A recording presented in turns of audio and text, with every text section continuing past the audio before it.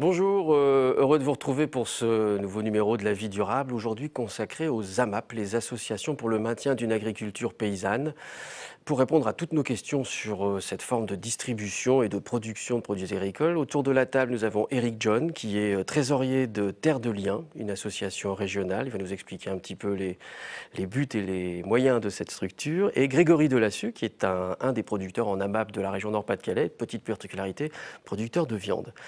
Alors la première question, je vais peut-être me tourner vers vous, Monsieur John. Qu'est-ce qu'une AMAP? Une AMAP, c'est une association, comme vous l'avez dit, pour le maintien d'une agriculture paysanne qui lie des familles, des consommateurs, à un producteur, tel que Grégory, au terme duquel le producteur s'engage à fournir chaque semaine, généralement, un panier, la plupart du temps de légumes, voire de viande au cas précis, et donc pour lequel les familles payent à l'avance le prix moyen de ce panier. Voilà, et c'est fourni comme cela tout au long de l'année à des rythmes généralement hebdomadaires. Quels sont les grands principes qui régissent les AMAP? Est-ce qu'il y a une charte? Est-ce qu'il y a des... Oui, alors les AMAP sont régis par la charte des AMAP et en effet répondent à un principe qui est vraiment le lien solidaire entre la famille qui consomme et le producteur, le paysan qui produit. Et ça, c'est important, ce principe de solidarité et également de juste prix. Le juste prix payé à l'avance, je l'ai dit d'ailleurs, de telle sorte que le producteur ne soit plus lié aux aléas du marché, voire aux aléas des récoltes, mais ait l'assurance à l'avance d'avoir sa production qui soit payée pour tout ou partie, certains producteurs commercialisant la totalité en AMAP ou d'autres ayant d'autres sources de commercialisation. Est-ce que ce mode de distribution commence à se développer? On a combien d'AMAP dans la région Nord-Pas-de-Calais? Je crois que sur le Nord-Pas-de-Calais, nous devons être une quarantaine environ. Et c'est évident que ça se développe. Alors évidemment, ce sont encore des petits flux, des petits volumes, mais la manière dont ces AMAP se répandent, ceux-là et d'autres alternatives de circuits courts à travers le territoire montrent qu'il y a vraiment une véritable demande et un mouvement qui va vers ce type de consommation locale, souvent bio et directe entre le producteur et le consommateur. On parle d'une une quarantaine d'AMAP pour l'instant en région Une quarantaine dans le Nord-Pas-de-Calais? Nord, oui, ce qui représenterait pour chaque AMAP environ une cinquantaine de familles, donc environ 2000 familles pour le Nord-Pas-de-Calais, quoi. En sachant que ça a démarré dans la région il y a quoi, 5-6 ans, un peu plus maintenant? Oui, peut-être un peu plus dans ces dates-là, environ à peu près. Alors c'est un mouvement un peu plus ancien, je crois qu'il est né au Japon dans les Il années 60. Voilà, il est né au Japon, il s'est développé beaucoup en France, dans la région du sud de la France, du côté de Valence, dans la Drôme, et puis progressivement, il s'est disséminé.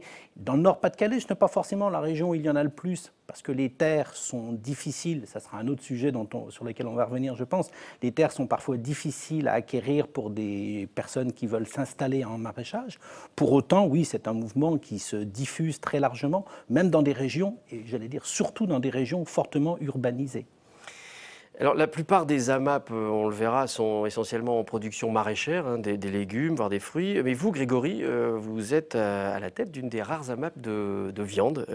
Comment vous est venue l'idée de vous installer en AMAP, en tout cas de vous orienter vers les AMAP? Alors moi j'étais déjà agriculteur en bio, ça fait plus de 10 ans que je me suis installé en tant qu'éleveur bio. Et il y a une association du littoral dunkerquois qui est venue me voir. C'était le tout début des AMAP dans la région en 2009, en me disant voilà, on veut essayer d'essaimer les AMAP dans la région, est-ce que ça t'intéresse? Alors j'étais déjà dans cette dynamique de circuit court, j'avais déjà des clients fidèles qui me soutenaient à la ferme, qui ont soutenu mon installation. Et la MAP pour moi c'était une étape supplémentaire et aussi mettre un cadre autour de ce partenariat qui existait déjà et ça m'a permis également de le développer, quoi. Est-ce que le regard, justement, parce que là, le fait d'être en AMAP, ça veut dire qu'il y a des adhérents, une association, Ouais. des gens qui finalement vont un peu avoir un œil en permanence sur le fonctionnement de la ferme. Est-ce que c'est pas trop dérangeant? Non, au contraire, on en redemande. Moi j'ai plusieurs circuits de commercialisation dont la MAP. Donc les AMAPiens c'est vraiment le comité de soutien rapproché, quoi. Donc ils me conseillent et puis on fait des fêtes ensemble. Enfin, c'est vraiment, c'est très festif la MAP. Et j'élève des animaux, je nourris des familles, quoi. Je personnalise les familles que je nourris. Je connais les gamins qui mangent mon steak. Ça, c'est quelque chose de très enrichissant. Et c'est important qu'ils puissent venir voir la ferme, l'élevage. On fait des barbecues, on fait des fêtes. Il y a l'aspect bien manger, c'est important, du bon, du bio, et l'aspect lien social aussi. Ils veulent comprendre comment ça marche. Moi, je fais une lettre d'info tous les mois où j'explique ce qui se passe sur la ferme. Donc c'est tout simple, hein. J'explique la vie des cochons, des vaches. Je leur fais un petit peu de pédagogie sur les techniques de la bio, etc. On présente des associations comme Terre de Liens. Et ils sont très demandeurs de ça, de comprendre comment ça marche, pourquoi c'est fait, pourquoi c'est compliqué. Et voilà. Ok. Donc on l'a vu, on l'a dit, la plupart des AMAP sont en production maraîchère. Et là, on va maintenant aller découvrir justement un sujet qui a été tourné à Péranchy, dans la banlieue de la métropole lilloise.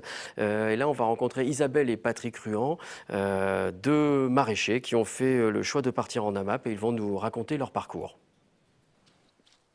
Batavia, feuilles de chêne, radis, persil, à Péranchy, à la ferme de la Ruelle, Isabelle et Patrick Ruan récoltent les produits primeurs sur leur exploitation de 4 hectares.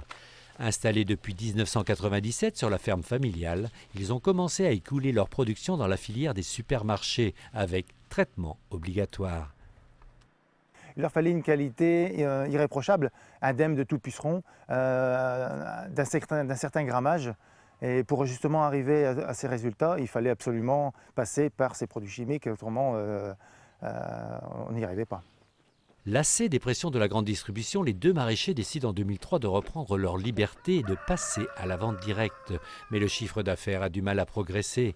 Avec l'association Avenir, ils réfléchissent à de nouveaux débouchés.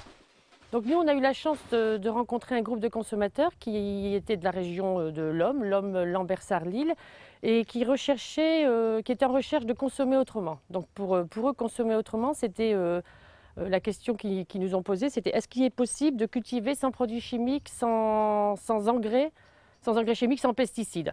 Donc ça a été vraiment la bonne question pour moi et mon mari, parce que comme on ne s'était jamais posé cette question, on a eu une réflexion qui a duré quand même pas mal de temps. Mais on a dit, bon, pourquoi pas essayer. Après une période de conversion, l'exploitation sera certifiée en agriculture biologique et le groupe de consommateurs de l'Homme deviendra une AMAP, Association pour le maintien de l'agriculture paysanne.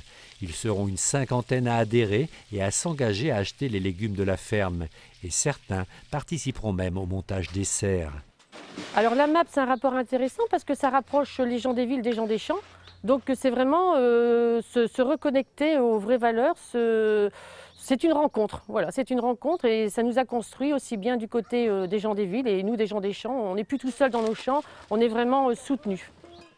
Chaque vendredi, Patrick est sur le marché de l'Incel. Il y retrouve les habitués avec plus de sérénité puisque l'AMAP lui a déjà garanti une partie de ses revenus. L'AMAP représente 50% de notre production. Et les 50% autres représentent à la fois les marchés et la vente à la ferme. Voilà. Ce sont des contrats qui sont passés en début de saison avec les AMAPiens.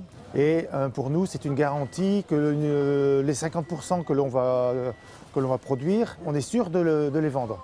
Parce que les contrats sont faits d'avance. Alors que sur les marchés, aujourd'hui, vous voyez, on est ici sur le marché, on ne sait pas d'avance qu'est-ce qu'on va vendre. Marché, vente à la ferme et livraison de paniers à l'AMAP, la ferme de la Ruelle s'est finalement dégagée des griffes des supermarchés et a trouvé un équilibre satisfaisant. Reste à résister aujourd'hui à l'extension de la ville qui grignote peu à peu les terrains cultivables.